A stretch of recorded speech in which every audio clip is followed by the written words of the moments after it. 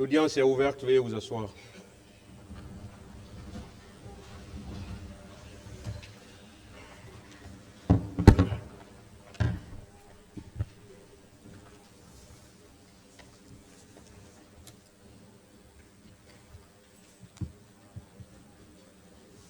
Veuillez mettre les téléphones sur le mode silencieux.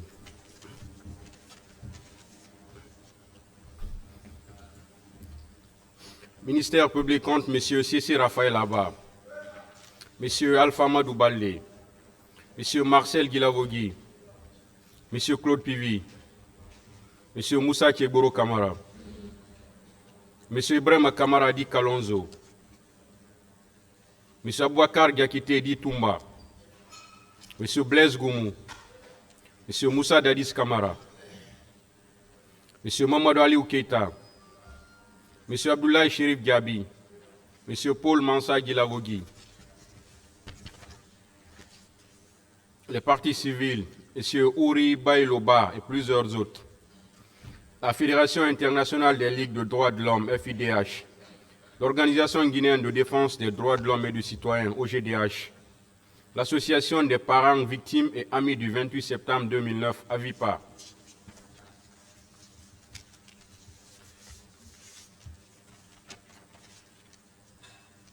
est-ce que M. Baouri est dans la salle? Venez, s'il vous plaît.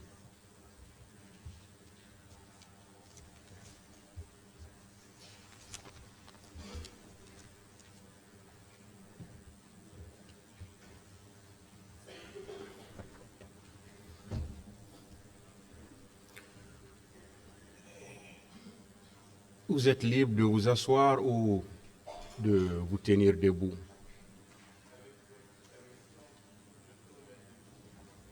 D'accord. Est-ce que vous pouvez régler le micro pour lui?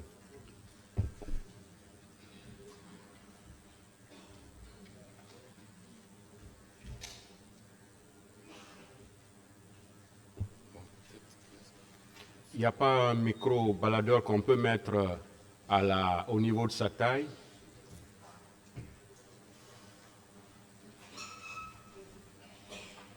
Non, laissez les techniciens, ils vont régler ça.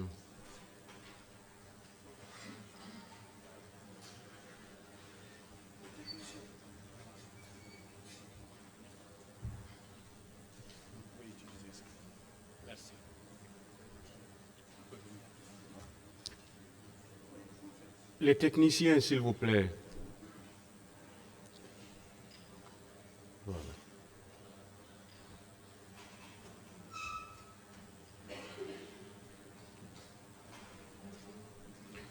Aidez-le, s'il vous plaît. Monsieur Ba, voilà, restez, ils vont vous aider.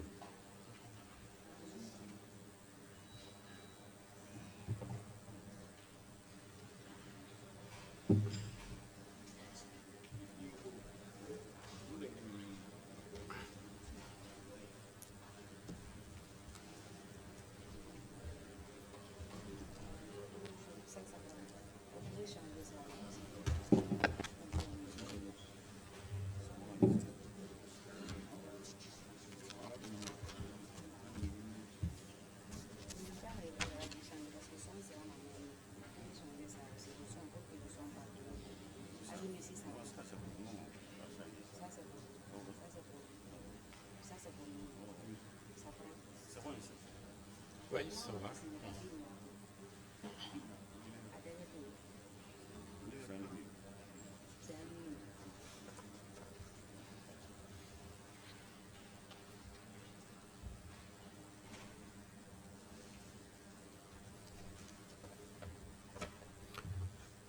Vous voulez parler dans quelle langue, s'il vous plaît? En français, s'il vous plaît. Quel est votre nom? Ba Amadou Ouri. Vous avez dit Amadou Ouri Ba.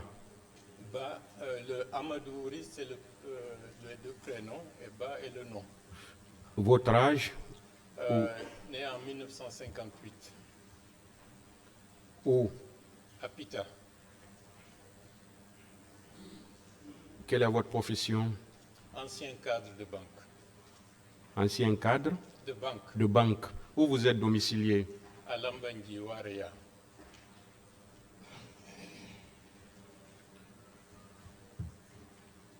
Monsieur Ba, expliquez au tribunal ce que vous savez dans cette affaire. Merci. D'abord, permettez-moi de remercier Dieu d'être là devant vous pour dire ma part de vérité par rapport à des événements que je considère comme étant des événements tragiques mais fondateurs d'une république et d'une démocratie en Guinée. Aujourd'hui, plus de 13 ans après, c'est l'occasion de rendre hommage à tous ceux et à toutes celles qui ont contribué à cette lutte pour la démocratie et qui ne sont pas là aujourd'hui. Je pense plus particulièrement au porte-parole des forces vives de l'époque, le doyen Jean-Marie Douré, paix à son âme. Il y a d'autres qui, au cours de ces 13 longues années d'attente, n'ont pas pu être là aujourd'hui, puisque, entre-temps, ils ont été rappelés à Dieu. Donc, à tout ce monde, c'est l'occasion de leur rendre hommage et également de dire que ce qui se passe aujourd'hui est un événement, c'est quelque chose d'historique pour la Guinée.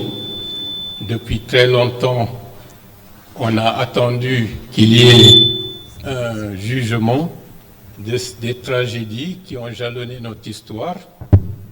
La tragédie du 28 septembre 2009 est une parmi tant d'autres, mais comme il faut commencer quelque part, le jugement du 28 septembre 2009, c'est quelque chose qui peut permettre à tous ceux et à toutes celles qui, pendant de longues années, ont enduré des souffrances dans la solitude et qui n'ont pas pu, disons, avoir la justice de leur côté, de pouvoir espérer qu'aujourd'hui, c'est un nouveau départ pour notre pays et pour notre démocratie. Les autorités qui ont permis cela, on leur rend hommage, puisque c'est une décision courageuse et historique, et c'est quelque chose d'extraordinaire, puisque c'est un événement qui fait partie des rares événements juridiques qui peuvent être considérés comme une fierté de l'ensemble du continent africain. Donc, ceci dit, bon, je vais commencer proprement les explications sur ce que j'ai été dans le cadre du processus de l'organisation de la manifestation et rappeler une partie de notre histoire de l'époque de l'arrivée du CNDD au pouvoir et jusqu'aux événements de la journée fatidique du 28 septembre.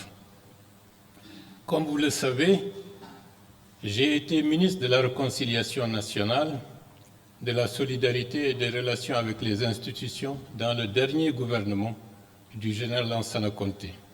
C'était l'un des rares gouvernements dans l'histoire de notre pays où des partis de l'opposition étaient représentés en tant que tels. Et à ce titre, je représentais mon parti de l'époque, l'UFDG, comme ministre de la Réconciliation nationale. Les événements qui ont amené et qu'on peut considérer comme étant des événements précurseurs, nous savions d'ores et déjà, avant la disparition du général Lansana Conté, que la situation était délétère et qu'il fallait accélérer le processus, disons, de mettre en force de nouvelles institutions avant la période fatidique. Donc, l'entrée dans le gouvernement, disons, de large ouverture, où M. Ahmed Tidiane Souaré était Premier ministre, était conditionnée à deux aspects principalement, c'est-à-dire accélérer l'organisation des législatives à l'époque, puisque c'était ça qui était la ligne de mire, parce que nous pensions qu'il fallait remettre en force des institutions crédibles pendant que le général Lansana Conté était dans une phase terminale assez prononcée. Malheureusement, avec les lenteurs, les calculs, nous n'avons pas pu le faire et c'est dans ces conditions que le général a attiré sa révérence et immédiatement, comme il fallait s'y attendre, une junte militaire, le CNDD a pris le pouvoir. Dans un premier temps, c'était l'enthousiasme, une attente d'espérer que les choses allaient être dans le bon sens. Je rappelle, notre inquiétude à l'époque, c'était de voir le général disparaître et qu'il y ait des règlements de compte, puisqu'il y avait un lourd passif qui était là. Je ne rentrerai pas dans les détails, mais notre action au gouvernement, c'était de faire en sorte que toutes les bombes politiques et sociales qui planaient au-dessus de la tête de la Guinée soient désamorcées avant la disparition du général. Je remercie mes collègues et le Premier ministre de l'époque de m'avoir accompagné parce que nous avons réussi, après la disparition du général, à avoir, d'une manière ou d'une autre, une transmission du pouvoir sans effusion de sang. Et ça, c'est quelque chose de très important qu'il faut souligner aujourd'hui. Quelques jours après et quelques semaines après la prise du pouvoir par le CNDD, les forces politiques se sont retrouvées de manière plus ou moins informelle au niveau de la bourse du travail. Ça, c'était au mois de février, si ma mémoire est bonne. Au cours de cette réunion, il y avait des syndicalistes, les représentants des syndicats. Il y avait, personnellement, je représentais l'UFDG et le professeur Alpha Condé représentait le RPG. Et avec d'autres responsables, il a été décidé de créer les forces vives nationales. Parce que l'idée de la création des forces vives nationales, c'était d'éviter que dans le nouveau contexte, que les forces politiques et sociales se retrouvent dans un contexte qui peut rappeler les mésaventures et les dysfonctionnements que nous avions constatés lors des tragiques événements du 22 janvier 2007 avec les forces sociales qui étaient motrices des changements de l'époque qui, par la suite, n'ont pas donné les résultats escomptés. Donc, la création des forces vives, de la manière la plus pratique, était de faire en sorte de rassembler toutes les forces désireuses d'être ensemble pour être les interlocuteurs privilégiés du processus de changement que le CNDD allait mettre en place. Permettez-moi de rentrer un peu dans les détails pour dire un certain nombre de choses qui permettraient de comprendre la suite. À cette réunion, il a été décidé de mettre en place une organisation qui soit la plus flexible possible pour ne pas créer des querelles de leadership.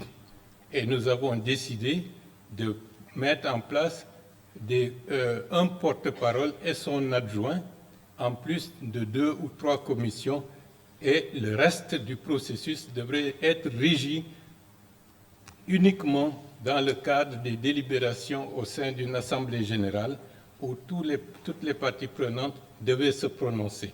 Seule l'assemblée générale avait la possibilité d'invalider ou de changer une décision qui a été prise par le passé.